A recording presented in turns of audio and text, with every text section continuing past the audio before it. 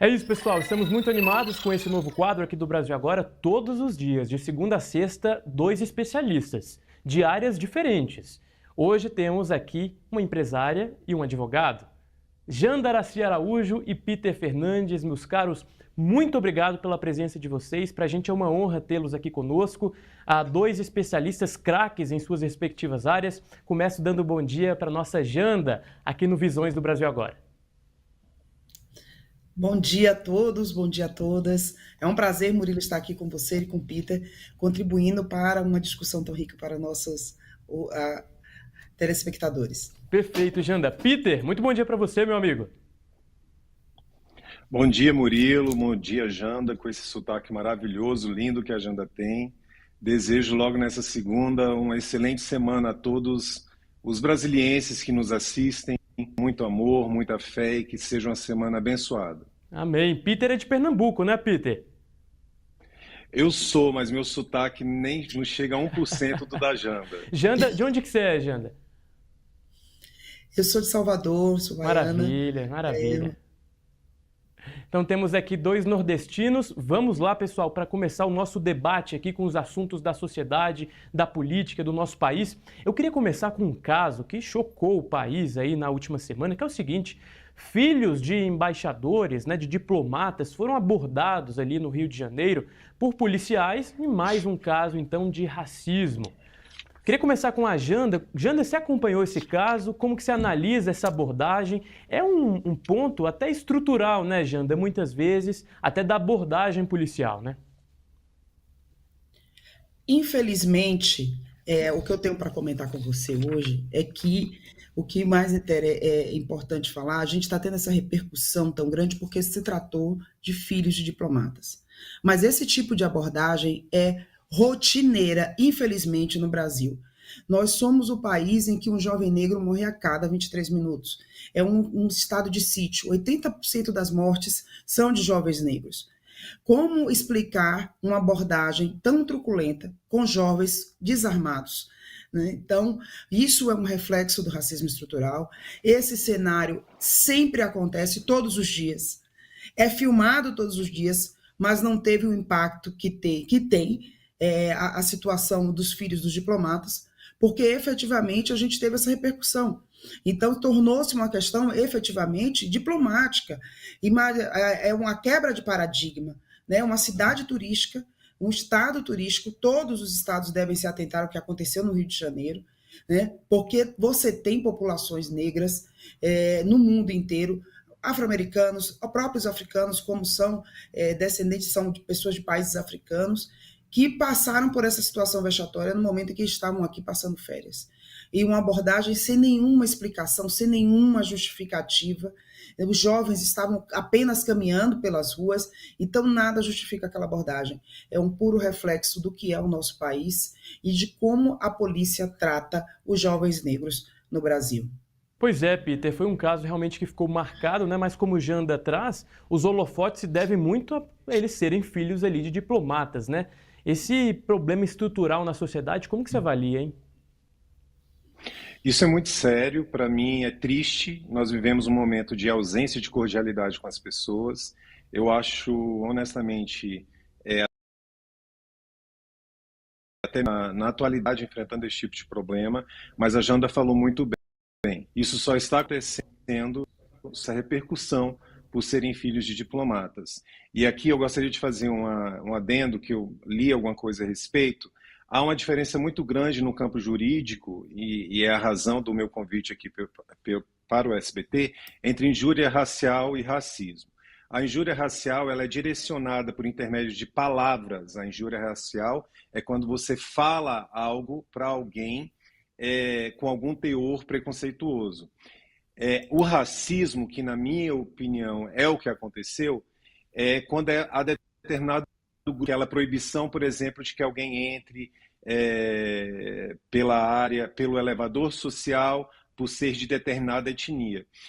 Esse racismo, e isso é muito importante para que todos tenham atenção, ele é imprescritível, ele é inafiançável. Ele é imprescritível, ele é inafiançável. O racismo é imprescritível e inafiançável. Então, ainda que nós tenhamos discussão hoje, porque sejam filhos de diplomatas, nós precisamos, como sociedade, de forma geral, estarmos atentos ao que acontece no nosso dia a dia.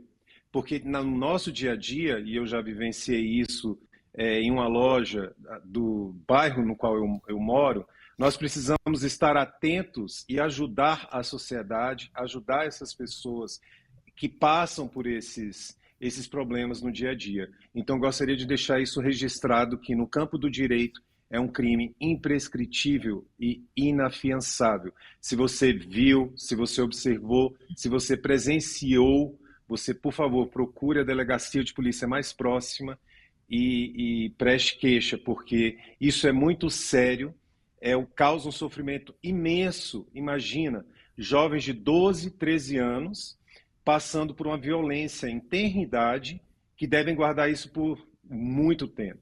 Então, eu gostaria de deixar esse aditivo ao que a Janda acabou de dizer. Pessoal, é realmente uma situação muito triste.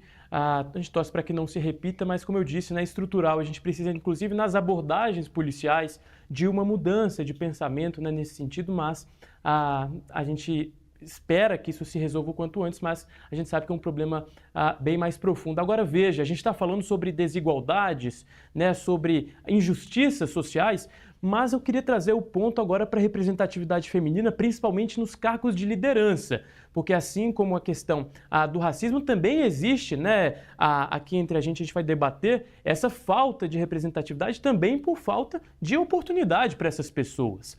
Janda é empresária, tem uma carreira de sucesso, é conselheira de várias empresas, acompanha como ninguém esse assunto.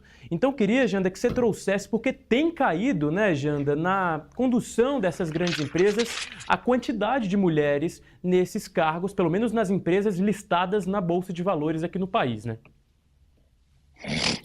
Infelizmente, nós temos presenciado uma desaceleração na agenda de diversidade. Muito em função do que vem acontecendo, um reflexo do que vem acontecendo nesse movimento fora do país. Então, a gente tem visto, infelizmente, o que a gente chama de backlash. Isso está se refletindo em todos os pilares que nós costumamos dizer, os pilares da diversidade, seja na questão de gênero, na questão racial, na questão da diversidade LGBTQIA+. Então, o que a gente tem visto hoje acontecer em relação a gênero vem acontecendo em todos os pilares. Infelizmente, todas as vezes que o mundo passa por uma pequena transformação e a gente vê esse avanço da extrema-direita que influencia também nesse processo, as mulheres têm o seu espaço questionado. Vide as últimas situações que ocorreram publicamente, a fala de um desembargador, a fala de um juiz. Então, estamos sempre lutando por direitos e por ocupar posições de liderança. Pode parecer pouco, o que quer dizer mulher nesses lugares, exatamente ter essa possibilidade de estar construindo políticas públicas e transformando a sociedade para que todos possam ter esse espaço. Eu tentei interromper a Janda para perguntar para vocês, no judiciário isso é tão sério, eu não sei se vocês sabem, a título de curiosidade, o STJ, o Superior Tribunal de Justiça, que é o Tribunal da Cidadania do Brasil, é composto por 33 ministros. Não sei se vocês sabem, mas nós temos, por volta, e eu até tentei, mas acho que são 5 ou 6 ministras. O nosso Supremo Tribunal Federal, a mais alta corte do Brasil, nossa Corte Constitucional, nós temos exatamente uma ministra, a ministra Carmen Lúcia, de Minas Gerais, o que é extremamente pouco. Exatamente, pessoal. Não só nas empresas, nos cargos de liderança como um todo. E a gente tem até mesmo de próprias frentes progressistas ali, Janda? Não sei, essa é a minha avaliação, não sei se você concorda, não sei se Peter concorda, mas até dos próprios progressistas um discurso, mas quando a gente vê na prática é muito difícil, da gente ver essa fala sendo concretizada na própria ação. Por que, Janda, Peter, na avaliação de vocês, o discurso é uma coisa e a prática é outra? É um lugar de conforto. Eu acho que é a hipocrisia que nós vivemos, Exatamente. É um lugar de conforto, né? Vimos, infelizmente, o presidente recentemente falar, por exemplo, que não existiam pessoas negras. Exato. Então, quando eu faço recorte, além de gênero, né, e fazendo recorte entre mulheres negras e indígenas, é como se nós não existíssemos na sociedade brasileira. Então, mesmo na ala mais progressista, a questão das mulheres ainda é um tema que a gente precisa abordar com bastante veemência, mas é muito importante falar que todos os movimentos de liderança feminina, de apoio à liderança feminina, e continuam firmes no propósito, né? Eu tenho conversado com vários movimentos e participo de alguns. É super importante não arrefecer em relação a esse movimento de paralisação nessa agenda da diversidade de gênero em todas as instâncias, seja no setor público, seja no setor privado.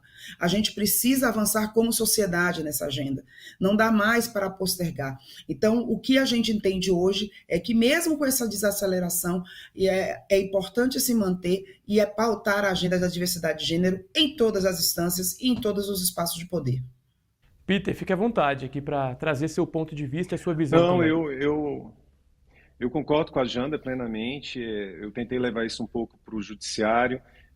No Tribunal Regional Federal da Região, que é o maior tribunal do Brasil, nós também verificamos um número menor de magistrados,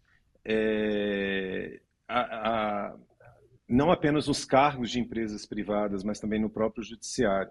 O que a gente percebe é uma discrepância entre o discurso e a prática. O discurso ele é bonito, o discurso é elegante, o discurso ele tende a respeitar, a priorizar a ingerência, a atuação feminina em áreas de destaque. Mas quando é na prática, quando é no dia da escolha, quando é no dia da escolha da lista tríplice ou, enfim, da indicação para aquele aquela empresa, a gente percebe que as mulheres são deixadas de determinada forma para trás. Mas isso eu acho que faz parte da luta. A gente tem de ter otimismo que isso venha a mudar e de que nós tenhamos cada vez mais mulheres atuantes em setores chaves da nossa sociedade. Perfeito, meus caros. Veja só, a gente tem mais um tema aqui, então já passamos, né, por aquele caso triste no Rio de Janeiro, passamos por esse caso, então, da representatividade das mulheres nos cargos de liderança, nas empresas, e a gente fecha, então, o nosso Visões de hoje com o caso da política, mas também que se mistura ali com a justiça, né, porque o ex-presidente Bolsonaro está sendo alvo de alguns inquéritos e, na última semana, a Polícia Federal concluiu 2 deles. Um deles contra as fraudes nos cartões de vacina na época da pandemia de Covid-19 e o outro sobre a venda ilegal de joias recebidas pelo governo do então presidente. Começo com o Peter agora, Peter, porque existem muitas dúvidas. A gente sabe o seguinte, a Polícia Federal entregou o relatório para o STF. Aí muita gente diz, tá, Bolsonaro está indiciado, isso quer dizer então que ele pode ser preso a qualquer momento? Não é bem assim, né, Peter? A gente tem ainda um caminho longo pela frente. Não. Queria que você nos trouxesse aqui o passo a passo de você que acompanha esse caso, né? Obrigado, Murilo, isso é muito importante. Na sexta-feira, na quinta-feira, salvo engano, houve a entrega do relatório final. O inquérito policial ele tem várias fases. Fase inicial da instauração, os procedimentos, e houve a entrega do relatório final. Esse relatório foi entregue ao Supremo Tribunal Federal. A Secretaria do Supremo Tribunal Federal vai encaminhar esse relatório ao excelentíssimo senhor ministro Alexandre de Moraes. O ministro Alexandre vai encaminhar para a PGR, ele tem um prazo, a PGR terá um prazo. No caso, né, a lei estipula um prazo diferente quando o réu está preso, quando o réu está solto. No caso do Bolsonaro, o prazo seria de 15 dias. No entanto, nós estamos no recesso do judiciário. Como nós estamos no recesso do judiciário, é muito provável que a PGR devolva qualquer pedido para o Supremo Tribunal Federal apenas depois do recesso do judiciário. E quando eu digo qualquer pedido, é porque não necessariamente a PGR ofereça de imediato uma denúncia contra o presidente Bolsonaro em razão do suposto desvio de joias. A PGR pode pedir, inclusive, novas diligências. Então, essas questões que foram vinculadas na mídia, de que ele seria preso e tal, são questões muito rasas, não é de fato o que vai acontecer. Tem todo um caminho, veja, quando o Ministério Público devolver para o Supremo Tribunal Federal, oferecendo a denúncia, apenas se o ministro Alexandre de Moraes receber essa denúncia, é que nós temos uma ação, penal. Então, há um percorrido. Diz também, nós não temos ainda certeza sobre isso, é sigiloso, nós não sabemos se o ministro Alexandre de Moraes vai retirar ou não esse sigilo, mas há supostamente a possibilidade de ele ser, de ter a denúncia ofertada contra ele em razão de 3 crimes, né? Peculato, a organização criminosa e a lavagem de dinheiro. Então nós temos de aguardar o que de fato vai acontecer. Eu acho que qualquer ideia agora é muito prematura. Como disse, a PGR pode pedir novas diligências, o ministro Alexandre de Moraes pode deferir essas diligências ou não, a PGR pode ofertar denúncia, pode o ministro Alexandre de Moraes receber essa denúncia e instaurar o processo, a ação penal. Pois é, Peter traz análise jurídica, eu trago aqui um bastidor político, que é o seguinte: o PGR Paulo Gonet também não quer fazer isso andar durante o período de eleições municipais porque não quer ser acusado de uso político desse caso. Então, Paulo Gonet tem um perfil mais moderado, a gente sabe que se não for agora, né, depois do recesso, só depois das eleições municipais, porque justamente isso, Gonet não quer o nome do Ministério Público associado a esse tipo de perseguição política ou coisa do tipo. Agora, Janda, sobre esse caso específico das joias, é um caso que foi bastante repercutido.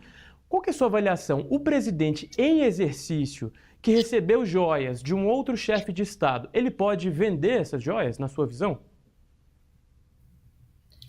Bom, por obviedade, não. A gente está falando de um patrimônio do Estado brasileiro. Não é um bem particular que ele adquiriu com o seu recurso próprio. Então, é muito importante que as pessoas saibam que no exercício dessa função, e como o Dr. Peter bem colocou, são ações institucionais, são presentes institucionais, como aconteceu com vários outros presidentes antes do anterior presidente. Então, na história político do país, nas relações diplomáticas, sempre aconteceram essa troca de presentes. Presidentes brasileiros, quando visitavam outros países, ofereciam presentes. Aliás, isso faz parte da história do mundo, né? Reis e rainhas, desde essa época, era uma coisa comum de acontecer. Mas em nenhum momento no Brasil nós tivemos esse cenário. Foi o primeiro caso, né, explícito sobre venda de um bem público que pertence à União, sendo negociado em um mercado paralelo. O que é importante sinalizar, a gente está entrando num período muito crítico e é importante estar atento à fala com a prática, né? O discurso com a prática. Então, para quem prega práticas anticorrupção, né, todo esse movimento que vem para... Quais são as práticas referentes à não corrupção, né? Quais são as práticas que esses candidatos que estão se relacionando com determinado candidato ou solicitando apoio têm tido na prática, né? Desde o caso da falsificação de um documento que colocou vidas em riscos, que foi o cartão de vacina, dessa falsificação de documento, a essa questão das joias. Então, a gente está entrando num período muito crítico e o convite aos cidadãos é o que vocês estão avaliando em relação ao discurso, em relação à prática, no que concerne também nas eleições municipais. É importante sinalizar isso para que todo mundo preste mais atenção em quem a gente está apoiando, né, e quais são os próximos passos, independente do finalização do caso, né, que ainda tem uma série de investigações com provas contundentes de conhecimento público, mas que precisa seguir o trâmite legal para que se faça justiça como deve ser feito com todos. Ô Peter, só para a gente encerrar aqui, queria que você tirasse uma dúvida para as pessoas que estão nos assistindo. Você falou sobre o recesso judiciário. Muita gente tem dúvida, né? Entramos em recesso judiciário, como que tantas ações ali são movidas no STF? Como que fica? Queria só que você arrematasse e se quiser comentar, claro, ainda sobre o assunto das joias, fique à vontade também. Antes de explicar isso, Murilo, com todo carinho, eu acho muito difícil a PGR aguardar ao final das eleições municipais para devolver essa denúncia, o pedido de diligências para o Supremo Tribunal Federal. Eu acho muito difícil, até pelo regramento legal, né, dos 15 dias, apesar que é um prazo que muitas vezes ele não é matemático, mas eu acho muito difícil aguardarem o final das eleições municipais. Bom, o recesso judiciário ele ocorre do dia 2 de julho ao dia 31 de julho. Ainda que tenha algumas... E esse recesso ele diz mais respeito aos prazos processuais que tem referência ali no Supremo Tribunal Federal, no STJ. Então, ele diz mais respeito a isso. Nós sabemos, todos sabem que os magistrados, os ministros, eles tomam algumas decisões, eles tomam algumas diligências, há inclusive a expectativa de que o ministro Alexandre de Moraes remeta esse processo para a PGR ainda durante o recesso judiciário. Então é uma questão mais administrativa referente aos prazos processuais. Sobre a PGR, na verdade, assim, o que se escuta é que sobre a denúncia, se não acontecer até 16 de agosto, então antes das eleições, que acontece depois. Então, assim, a grande preocupação nesse momento é não acontecer durante as eleições. Então, antes ou depois, para que não seja ali no rito, né, dessas eleições, pelo menos é o que se levanta. A gente sabe que aqui em Brasília, né, pessoal, tudo muda a todo momento, mas o cálculo que tem sido feito é não misturar as coisas, né? Não colocar em nenhum momento esses inquéritos relacionados às candidaturas bolsonaristas, porque no futuro pode ser que haja aí algum tipo de questionamento. Meus caros, muito obrigado, viu? A gente começa o Visões então com esse pé direito, com vocês dois aqui. Admiro muito os dois, tanto o Janda quanto o Peter em suas respectivas áreas. Estou muito feliz aqui com o projeto e muito obrigado por nos ajudar a entender, né, os meandros de todos esses assuntos aqui. Segunda-feira estaremos juntos novamente. Um grande abraço para vocês. Um grande abraço, fique com Deus, Janda. Um bom dia, Murilo, um bom dia, uma ótima semana. Obrigada, Murilo, obrigado, Peter. Uma ótima semana a todos e mais uma vez obrigado pelo convite. O diálogo é um grande construtor de pontes. Se a gente está acostumado a consumir só um tipo de opinião com um único viés, isso ajuda na radicalização das pessoas.